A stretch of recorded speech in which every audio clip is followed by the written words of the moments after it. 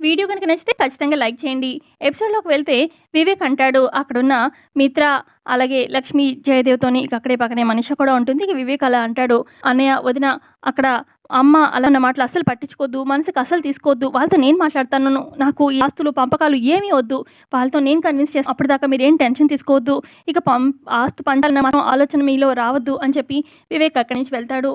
ఆ తర్వాత ఇక మిత్ర అంటాడు, "చూసావా లక్ష్మి, కంపెనీ మిత్రకిస్తే ప్రాబ్లమ్ సాల్వ్ అయిపోతుందన్నావు. ఇప్పుడు చూడు విషయం ఆస్తి పంపకాల దాకా వచ్చింది" అని చెప్పి అనగానే ఇక లక్ష్మి బాధపడుతూ ఉంటుంది. అప్పుడు జయదేవ్ అంటారు, ఎందుకు ఇలా అవుతుందో ఏమీ అర్థం కావట్లేదు మిత్ర. అయినా లక్ష్మికి మాత్రం ఏం తెలుసు ఇలా జరుగుతుందని. తనేదో మంచిగానే ఊహించింది, కానీ చూడు ఇలా అయిపోయింది అని చెప్పి జయదేవ్ కూడా బాధపడుతూ ఉంటారు. ఇక ఇటు పక్క మనిష వీళ్ళ మాటలు విని ఇలా అనుకుంటుంది, ఎందుకు అవుతుందంటే ఇలా జరగాలని నేను డిసైడ్ బట్టి ఇలా జరిగింది.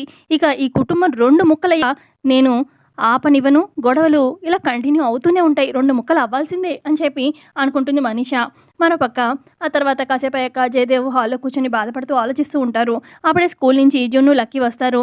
తాతయ్య, ఇందాక జాను పిన్ని అలాగే దేవి అని ఆ అమ్మమ్మ గొడవ పడుతూ ఉన్నారు కదా అమ్మ నాన్నతోని. ఇలా ఎందుకు గొడవలు అవుతున్నాయి తాతయ్య? కౌరవులు, పాండవులు మహాభారతంలో కొట్టుకొని విడిపోయారు కదా, అలా మన కుటుంబంలో కూడా అందరం కూడా విడిపోతామా తాతయ్య అని చెప్పి పిల్లలు అడుగుతూ ఉంటారు జయదేవ్ని. గొడవపడి విడిపోతే ఎవరం హ్యాపీగా ఉండం కదా తాతయ్య. ఎవరికి వాళ్ళు అయిపోతే హ్యాపీనెస్ ఏముంటుంది? అందరం కలిసి ఉంటేనే ఆనందంగా ఉంటాం కదా అని చెప్పి లక్కీ, జున్ను చెప్తూ ఉంటే జయదేవ్ ఏం చెప్పలేక చాలా బాధపడుతూ ఉంటారు. ఇక అప్పుడే లక్ష్మి వచ్చి వీళ్ళ మాటలు విని ఇక జున్ను, లక్కీతోని మీకు స్కూల్కి టైం అవుతుంది కదా, మీరు వెళ్ళండి అని చెప్పి వాళ్ళని పంపించేస్తుంది. పిల్లలు వెళ్ళగానే ఇక లక్ష్మి అంటుంది, ఏంటి మావయ్య ఇదంతా అని చెప్పి అనగానే జయదేవ్ అంటారు, ఇంటికి పెద్దవాడిని, కానీ పిల్లలు అడిగే ప్రశ్నకి నేను సమాధానం చెప్పలేకపోయాను. ఏంటో మన ఇంట్లో మహాభారతం మాత్రం జరగకూడదు లక్ష్మి, నాకు ఒక సహాయం చెయ్యి. అసలు ఈ కుటుంబం విడిపోకూడదు. అదే అరవింద ఉండుంటే ఏదో ఒకటి తనే ఈ ప్రాబ్లంకి సొల్యూషన్ వెతికేది. ఇప్పుడు తను లేదు. తన బాధ్యత నీ మీద ఉంది. నువ్వు ఎలాగైనా ఈ కుటుంబాన్ని విడిపోకుండా నువ్వే చూడాలి. వాళ్ళు ఆస్తి పంపకం చేసుకొని ఇక వాళ్ళు వెళ్ళిపోయారంటే వాళ్ళంతా ఆస్తి అంతా నాశనం చేసుకుంటారు. వాళ్ళు కూడా ఏం బాగుపడరు. నువ్వే ఎలాగోలాగా నీ చేతులు పట్టుకుంటా లక్ష్మి అని చెప్పి చేతులు పట్టుకొని మరి బాధపడుతూ ఉంటారు. ఎలాగోలా కుటుంబాన్ని విడిపోకుండా నువ్వే చూసుకోవాలి. ఆ బాధ్యత నీ మీదే ఉంది అని చెప్పి జయదేవ్ అంటూ ఉంటే, ఆ బాధ్యత అత్తయ్య గారు నా మీద పెట్టి వెళ్ళారు. మీరు నా చేతులు పట్టుకొని అడగని అవసరం లేదు. అది నా బాధ్యత. నేను ఖచ్చితంగా ఈ కుటుంబం ఒక్కటిగా ఉండేలా చూస్తాను అని చెప్పి లక్ష్మి ధైర్యం చెప్తుంది. మీరు వెళ్ళి పడుకోండి, ఏం స్ట్రెస్ తీసుకోవద్దు, అంతా నేను చూసుకుంటాను అని చెప్పి లక్ష్మి చెప్పడంతో ఇక జయదేవ్ బాధతో అక్కడి నుంచి వెళ్ళిపోతారు. జయదేవ్ వెళ్ళగానే లక్ష్మి అలా ఆలోచిస్తూ నించుంటే ఇక అప్పుడే మనిష చిటికలు వేస్తూ మనిషతో అంటుంది, ఎలా ఉంది మనిష నా ప్లాన్? పాపం ఈ ప్లాన్ అంతా నాదే అని నీకు తెలిసే ఉంటుందిలే ఈ పాటికి. జానుకి ఆ పొలం అమ్మలేదు, మా తాతయ్య కల నెరవేరిందిలే అని చెప్పి సంతోషపడుతున్నావు కదా. ఇప్పుడు మరి మీ మామయ్య గారి కల ఈ కుటుంబం విడిపోకుండా ముక్కలివ్వకుండా చూడమంటున్నారు కదా. ఏం చేస్తావు? ఏమీ చేయలేవు. ఆ కల అయితే నెరవేరదు. ఎందుకంటే నేను అనుకున్నాను, ఈసారి ఖచ్చితంగా చూస్తూ ఉండు, కుటుంబం 2 ముక్కలవుతుంది. జానుతో ఈ ఆస్తి పంపకం అనేది నువ్వు అసలు ఎక్స్పెక్ట్ చేయలేదు కదా, ఇదంతా నా ఐడియానే, ఎలా ఉంది అన్నట్టుగా మనిష అంటూ అప్పుడు లక్ష్మి అంటుంది, పిచ్చి మనిష, ఇప్పుడు దాకా నువ్వు ఎన్నో ప్లాన్స్ వేసావు. ఆ అన్ని ప్లాన్స్లో కూడా నేనే విన్ అవుతూ వచ్చాను. ఇందులో కూడా నాదే జయం అని చెప్పి లక్ష్మి అంటూ ఉంటే, పిచ్చి లక్ష్మి, ఇది ఒక పద్మ వ్యూహం లాంటిది. ఇందులో నుంచి నువ్వు అసలు బయట పడనే లేవు, పడనివ్వను కూడా అని చెప్పి అంటుంది మనిషి. అప్పుడు లక్ష్మి అంటుంది, నువ్వు ఏం చేస్తున్నావో నువ్వు అర్థమవుతుందా? మిత్రకి ద్రోహం చేస్తున్నావు అని చెప్పి లక్ష్మి అంటూ ఉంటే, నేను ఏది చేసినా కూడా మిత్రని సొంతం చేసుకోవడానికే, ఇది కూడా మిత్ర కోసమే. అప్పుడు లక్ష్మి అంటుంది, ఆస్తి పంపకాలైతే మిత్ర నీకెలాగా సొంతం అవుతాడు అని చెప్పి లక్ష్మి అడిగితే అప్పుడు మనిష అంటుంది, చాలా సింపుల్ లక్ష్మి, ఇప్పుడు ఆస్తి పంపకాలు అయ్యాయనుకో, మీ మావయ్య గారు ఇంట్లో నుంచి వెళ్ళడానికైతే ఇష్టపడరు. ఇక జాను, వివేక్లు బయటకు వెళ్తే బతకలేరు అని చెప్పి వాళ్ళని బయటికి పంపించడానికి ఇష్టపడరు. సో ఆఖరికి ఇంట్లో నుంచి బయటికి వెళ్ళేది ఎవరు? నువ్వు, మిత్ర, పిల్లలు మాత్రమే. అయితే ఇక ఆ రామాయణంలో సీతని ఎత్తుకుపోయినట్టు నేను మిత్రని ఎత్తుకుపోతాను అని చెప్పి అంటుంది మనిష. అప్పుడు లక్ష్మి అంటుంది, పిచ్చి మనిష, ఆ రావణుడు ఎత్తుకుపోయాడు సీతని, కానీ సీత అక్కడే ఉండిపోలేదు కదా. రాముడు సముద్రాలు దాటి మరీ వెళ్ళాడు, సీతను తీసుకొచ్చాడు, రావణాసుని చంపి మరి అనగానే, అంటే మిత్ర కోసం నాతో పోటీ చేస్తావా అని చెప్పి అంటుంది మనిష. ఫస్ట్ నుంచి మన ఇద్దరి మధ్య జరుగుతుంది అదేగా అని చెప్పి లక్ష్మి అంటూ ఉంటుంది. ఏదైనా కూడా గెలిచేది నేనే, మిత్రని దగ్గర చేసుకుంటాను. నేను ఒకటి చెప్పనా లక్ష్మి, ఇంతకుముందు నువ్వు గెలిచావు, ఎందుకంటే నీ వాళ్ళు నీ సైడ్ ఉన్నారు కాబట్టి. కానీ ఇప్పుడు నీ వాళ్ళు అనుకున్న వాళ్ళంతా నా సైడ్ ఉన్నారు. సో నేను ఈజీగా గెలుస్తాను. సో నేను ఎలాగైనా ఈ కుటుంబాన్ని విడగొడతాను, మిత్రని నావాడు చేసుకుంటాను. నీకు చేతనైతే ఛాలెంజ్ చేస్తున్నాను, ఓపెన్ ఛాలెంజే అనుకో, నీ వాళ్ళని మిత్రని కూడా కాపాడుకో నా నుంచి అని చెప్పి మనీష అక్కడి నుంచి వెళ్ళిపోతుంది. మరోపక్క మనీష, సరియు ఇద్దరు కలుస్తారనమాట. ఇక వాళ్ళిద్దరు నవ్వుకుంటూ ఉంటారు.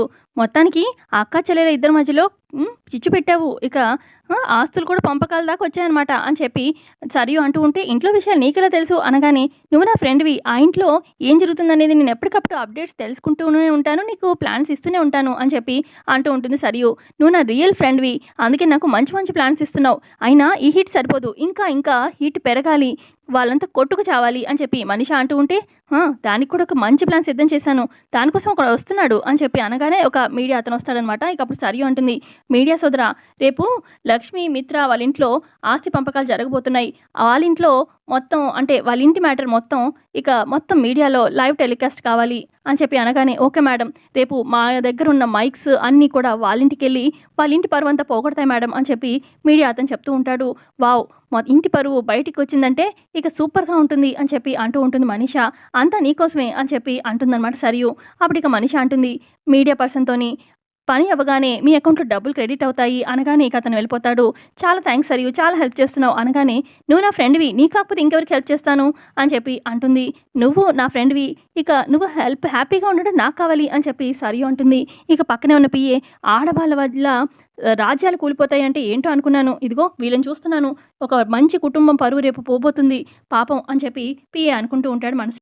మరోపక్క దేవి అని జాను ఇద్దరు మాట్లాడుకుంటూ ఉంటే వివేక్ వచ్చి, అసలు మీ ఇద్దరికి ఏమైంది, ఆస్తి పంకాలు ఏంటి జాను, ఇదంతా అవసరమా అనగానే, అవసరమే అండి, మనకంటూ గుర్తింపు అవసరం కదా అనగానే, వాళ్ళు ఫ్యాక్టరీ ఇస్తా అంటున్నారు కదా, ఇంకేం కావాలి మీకు అనగానే, ఆ భిక్ష ఎవరికి కావాలండి, మిగతా కంపెనీలన్నీ వాళ్ళు అనుభవిస్తూ మనకి భిక్ష చేస్తున్నట్టు, అందుకే సగం ఆస్తి అడిగాను.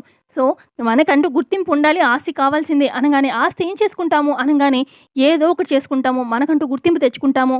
అసలు ఇప్పుడు నీకంటూ ఏమైనా పేరుందా, నువ్వు మిత్ర తమ్ముడివి అంతేగా, ఇటు జాహ్నవి అని ఎవరికైనా తెలుసా, లక్ష్మి చెల్లెలు అంతేగా, నేనెవరికైనా తెలుసా, తెలీదు, నేను జస్ట్ వీళ్ళ తోటి కోడల్ని, అంతకు మంచి ఇంకేం తెలీదు, నాకంటూ గుర్తింపు కావాలని నేను ఎప్పటి నుంచో అనుకుంటున్నాను, కానీ బయట పెట్టలేక ఎంత బాధపడ్డాను. అసలు అంతెందుకు, మీ నాన్న మనల్ని వదిలిపెట్టేసి ఎందుకు వెళ్ళారో నీకు ఎప్పుడైనా ఆలోచించావా, ఈ ఇంట్లో గుర్తింపు లేకే, జయదేవ్కి తమ్ముడిగా ఉండలేకే, ఆయనకి గుర్తింపు లేకే వెళ్ళిపోయింది. సో మనకి గుర్తింపు రావాలి, నీ భార్య మాట విను అని నువ్వు బాగుపడతావు. అక్కడ మీ పెద్దమ్మ మాట విన్నారు కాబట్టే మీ పెదనాన్న పైకొచ్చాడు. ఇప్పుడు లక్ష్మి అదర్ పాఠాలన కంపెనీస్ ఉన్న వాటిని పైకి తీసుకొస్తుంది, మిత్ర కూడా లక్ష్మి మాటే వింటున్నాడు, నువ్వు కూడా నీ భార్య మాట విను అని చెప్పి అంటూ ఉంటుంది దేవ్యాని. అదేంటి నువ్వు జాను మాట వినమంటున్నావు అనగానే, తప్పేం లేదు, లోకంలో అందరూ చేసే పనే అని చెప్పి అంటుంది. ఇక అప్పుడు జాను అంటుంది, నేను ఎలాగైనా సరే మన ఆస్తి మనకి తీసుకుంటాను, రేపు చూస్తాను ఈసారి ఏ డాక్యుమెంట్స్ ఏ కోర్టుకి వెళ్ళి ఏం ప్లాన్లు వేస్తారో, మన ఆస్తి మనకి రావాల్సిందే అని చెప్పి జాను అక్కడి నుంచి వెళ్ళిపోతుంది. ఇక నెక్స్ట్ డే ఉదయాన్నే దేవ్యాని బయటకు వస్తూ ఉంటుంది. అప్పుడే మీడియా వాళ్ళు ఇంట్లోకి రావడం గమనిస్తుంది దేవ్యాని. అప్పుడు దేవ్యాని గబగబా మనిషి దగ్గరికి వెళ్ళి, ఇదేంటి మన ఇంట్లో జరుగుతున్న ఈ రామాయణం గురించి మీడియా వాళ్ళకి ఎవరు చెప్పారు, నువ్వు కానీ చెప్పావా అని చెప్పి అంటూ ఉంటుంది దేవ్యాని. అదేంటంటే, నేను మిత్రకి కాబోయే భార్యని, ఇంటి పరువు నేనెందుకు తీస్తాను అనగానే, కొంపతీసి నీ ఫ్రెండ్ సరియు అని చెప్పిందా అనగానే, చెప్పుండొచ్చు ఆంటీ, తనకు అసలే నోటితోలు ఎక్కువ అని చెప్పి అంటుంది. అయినా ఇప్పుడు ఈ మీడియా వాళ్ళు రావడం వల్ల మీకే ఉపయోగం ఆంటీ అని చెప్పి మనిష అంటూ ఉంటే, నాకెలా అని చెప్పి అడుగుతుంది. అప్పుడు మనిష అంటుంది, ఏముందంటీ, ఇప్పుడు మీడియా వాళ్ళు వచ్చి ఇంట్లో అంత ఈ ఆస్తి పంపకం ఇదంతా జరుగుతుంది, ఇక మీకు సమాన ఆస్తి ఇవ్వడం లేదు మిత్ర లక్ష్మి అని చెప్పి గొడవ చేయండి బాగా, ఇక ఇప్పుడు దాకా మీకు లేని పబ్లిసిటీ మీకు బాగా వస్తుంది, ఇక మీకు గుర్తింపు వస్తుంది ఆంటీ, జనాల సింపతి వస్తుంది, గుర్తింపు వస్తుంది, పబ్లిసిటీ వస్తుంది, మీకు వివేక్కి జానుకి ఫుల్ పబ్లిసిటీ కదా అనగానే, వావ్, ఈ విధంగా నేను ఆలోచించలేదే, ఇక రెచ్చిపోతాను మీడియా వాళ్ళ ముందు అని చెప్పి, పదండి ఆంటీ వెళ్దాము అని చెప్పి ఇక మనీషా దేవ్యాని కిందకు వస్తారు. ఇక ఇటు పక్క కాఫీ ఇస్తూ ఉంటుందన్నమాట మిత్రకి అలాగే జయదేవ్కి లక్ష్మీ హాల్లో. అప్పుడు మీడియా వాళ్ళు వస్తారు. మీరు ఎందుకు వచ్చారు అని చెప్పి మిత్ర వాళ్ళు అంటూ ఉంటే, మీ ఇంట్లో జరుగుతున్న రామాయణం మొత్తం ఊరంతా తెలియడానికి మేము వచ్చాం అని చెప్పి మీడియా వాళ్ళు అంటారు. ఇక అప్పుడే జాను వివేక్లు కూడా వస్తారు. ఇక అప్పుడే దేవ్యాని మనిషి వస్తూ ఉంటే, పెద్దానికి ఇప్పుడు గుండెపోటు రావడం అయితే ఖాయం అని చెప్పి మనీషాతో అంటూ ఉంటుంది దేవ్యాని. ఆ తర్వాత ఇటు, ఏంటి మా ఇంట్లో ఏం జరుగుతుందని మీరు రావడానికి అని చెప్పి మిత్రలక్ష్మి అంటూ ఉంటే, మీ ఇంట్లో ఆస్తి పంపకాలు జరగబోతున్నాయంట కదా, ఆస్తి గొడవలు, ఇదంతటికీ కారణం లక్ష్మి గారు మీరే అంటగా అనగానే, మీకేవో చెప్పారు మా లక్ష్మి వల్ల అని చెప్పి జయదేవ్ అంటారు. మాకు అంతా తెలుస్తుంది సార్, మాకు అంతా తెలుస్తుంది, ఎవరికి అన్యాయం జరిగినా మేము వాళ్ళ వైపు ఉంటాము, అందుకే మీ ఇంట్లో జరిగేదంతా మేము బయట ఊరంతా తెలిసేలాగా మీడియా ద్వారా మేము పబ్లిసిటీ చేస్తాము అని చెప్పి మీడియా వాళ్ళు అంటూ ఉంటారు. ఇక మిత్ర వాళ్ళు లక్ష్మి వాళ్ళు షాక్ అవుతారు. చూద్దాం ఇప్పుడు లక్ష్మి ఏం చేస్తుందో అని చెప్పి మనిష అంటూ ఉంటుంది దేవ్యానితోని. ఇక ఇంతే ఎపిసోడ్లో జరిగింది. మరి కమింగ్ ఎపిసోడ్లో ఇంట్రెస్టింగ్గా ఇంకేం జరగబోతుందో తెలుసుకుందాము. Thanks for watching.